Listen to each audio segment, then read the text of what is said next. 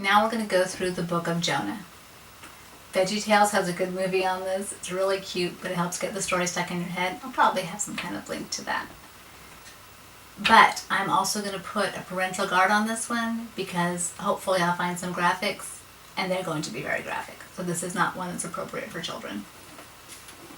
Jonah is a prophet, and the book of Jonah is 2 pages long on my Bible, and 1 page is a big picture of a map.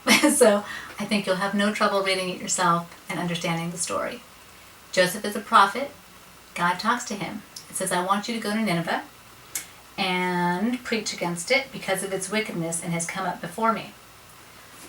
What Nineveh did was pretty gruesome.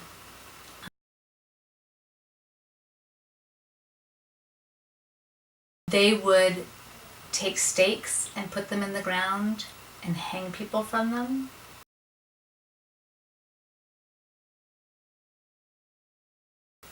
And rip the flesh off of them. They would peel the skin off, like you'd peel the skin off of a fish. They were pretty gruesome.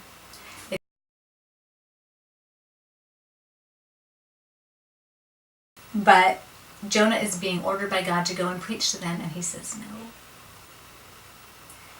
But Jonah ran away from the Lord and headed for Tarshish, and he went down to Joppa, where he found a ship bound for that port. After paying the fare, he went aboard and sailed for Tarshish to flee from the Lord. Tarshish is in the opposite direction of where he's supposed to be going, to Nineveh.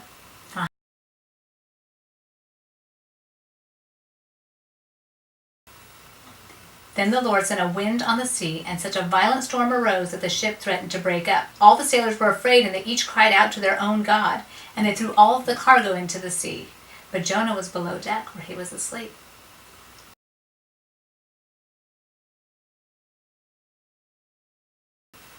And the captain said to him, How can you be asleep? We're all going to die. Call on your God. Maybe he'll take notice of us, and we'll not perish. Then the sailors said to each other, Come, let us cast lots to find out who's responsible for this calamity. Sort of like drawing straws or rolling the dice. They're going to find out which one of us here is the reason that God's so mad and trying to kill us all on the ship. They cast the lot, and the lot fell on Jonah. Well, God couldn't make that happen. So they asked him, Tell us, who is responsible for making all this trouble before us? What do you do? Where do you come from? What is your country? From what are your people? He answered, I'm a Hebrew, and I worship the Lord, the God of heaven, who made the sea and the land. This terrified them, and they asked, What have you done? They knew because he was running away from the Lord. He had already told them so. The sea was getting rougher and rougher, and they asked him, What should we do to make the sea calm down before us? Pick me up and throw me into the sea, he replied, and it will become calm. I know it is my fault that this great storm has come upon you. So instead, the sailors are like, we're not going to throw this guy over. Let's try some other stuff. So they try other things. The storm doesn't go away. So finally, they have to throw him out. Well then, and this is very, again, prophetic. You're going to see in the New Testament Jesus as a precursor of what he went through. So I'll have a link to that information also. Jonah's in the sea, and all of a sudden a great fish swallowed Jonah, and Jonah was inside the fish 3 days and 3 nights.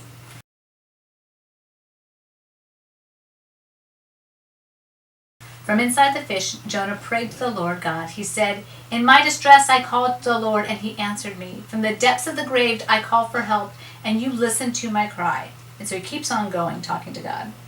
And God commanded the fish, and it vomited Jonah onto dry land.